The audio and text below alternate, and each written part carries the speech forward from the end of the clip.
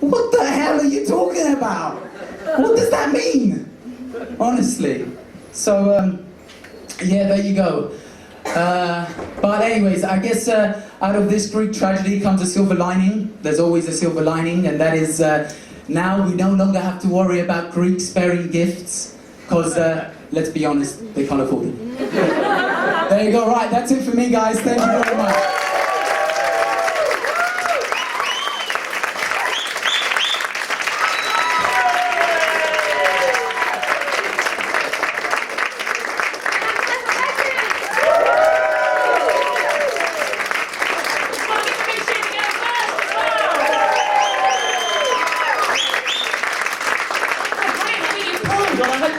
Your actual girlfriend, we don't know. All this host from overseas, no, still Reading, we're not admitting to Greece. Good work over there. Right, we're going to rock on. Are you ready to meet the second act? Yeah! Okay, that was a little bit quieter than the first time around. I'm sure you'll manage a little bit better action to introduce those. So whooping, cheering, scream, please make a lot of noise and welcome the wonderful Neutran!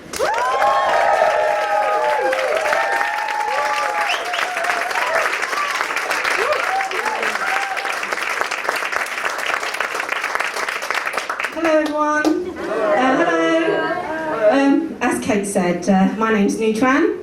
Remember that name. Remember this face, as you would want to thank me later after I've told you how you can transform your life. Yes. And all you need to do is learn about Kabbalah. Yes, you know that spiritual thing that Madonna is into? Well, I'm now best friends with Madge herself, so if that's not transforming your life, I don't know what is.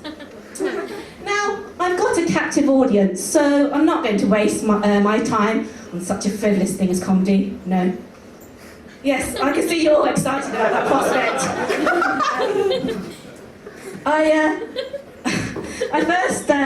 I must admit, I first joined Kabbalah because of Madonna. I used to be into Scientology, but I never did get to meet Tom Cruise, so that was a complete waste of time. And before that, I was into kebaba. I would religiously pay homage to that quintessentially British post-pub culinary experience. The joy of the humble kebab. But it all got a bit out of hand. I would have to get pissed every Friday and Saturday night. And then I wake up in the morning thinking, I'll be disgusted with myself, thinking, what had I done? With Kabbalah, there's no such thing. It's more of a cleansing experience. Don't get thinking hangovers, lost a bit of weight, don't have grease oozing out my pores. It's a revelation. You see this red string here? Well, Madonna has one, and the official reason is that it wards off the evil eye, but really, it means that now you're part of an exclusive club. You can go round to her for tea and cake, and she does make a lovely Battenberg. She's now found use for her pointy bra. It does make an excellent substitute for a piping bag. Now, I've learnt many important things from Kabbalah, including how to make a delicious nut roast, and also why we're currently in recession. Now you think the banks are to blame. Well, actually, it's the bankers themselves.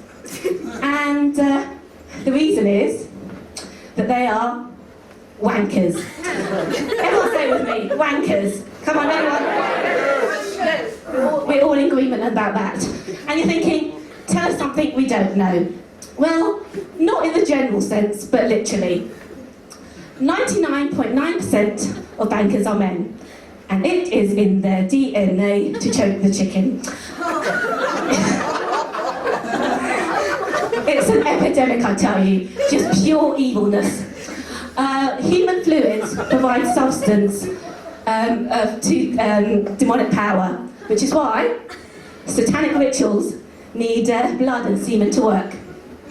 Sperm that is not used for procreation is just out into the atmosphere, causing havoc and destruction.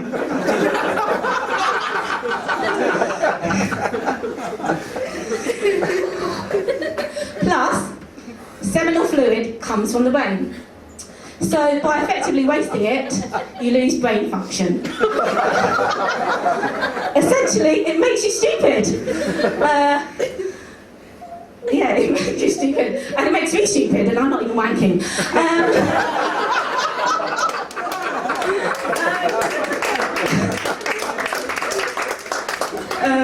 That's why all the bankers made stupid decisions and lost trillions of pounds.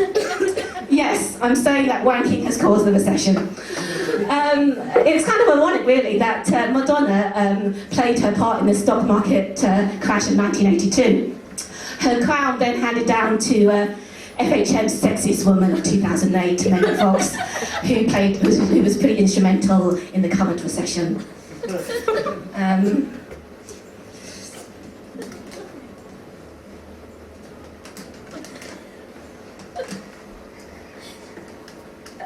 All major religions warn us that masturbation is bad, but does anybody listen? No, they don't. You've heard that old wives' tale that wanking makes you go blind? Well, that was just absolutely silly, but it does make you go bald. And hair then grows out your ears and noses. That's all I'm saying. Don't say I didn't warn you. I just feel it's my public service duty to let you all know. And just another little nugget of advice. If you spend too much time on Facebook, you will eventually grow a third nipple. However, there is one good thing to come, pardon the pun, from this epidemic. And that is we now have hundreds and hundreds of lovely terms to describe this act of self-love. You know, it just confirms my belief that the English language is not derivative and dumbed down, but just full of creativity. Gems such as jacking the beanstalk, rounding up the tadpoles, junior pole vaulting, playing pocket pinball, flute solo, walking the one-eyed wonder worm, tug of war with Cyclops, waxing the dolphin, tease the weasel, and my personal favourite, calling down for more mayo. Yes, it's a good one, isn't it? See, with this genius vocabulary, you would soon become an expert in linguistics. You would be a master debater.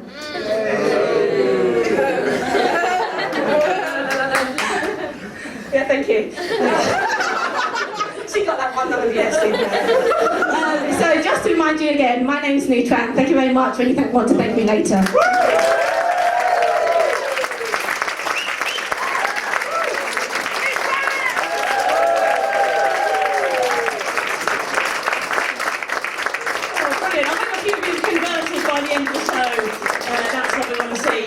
Throughout the evening, we're going to rock on. Are you ready for the next act? Yeah! Brilliant. Loads of energy. You're popping down here. You work for City Academy. You have to go mental, by the way. Part of the job, otherwise I'll report you to somebody. No texting at the front. Hello. And we're just playing straight. It's not television, you see. I can actually see you. I know it's confusing. Try and concentrate.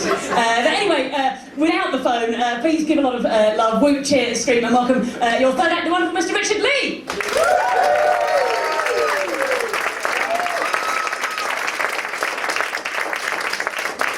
Thank you very much.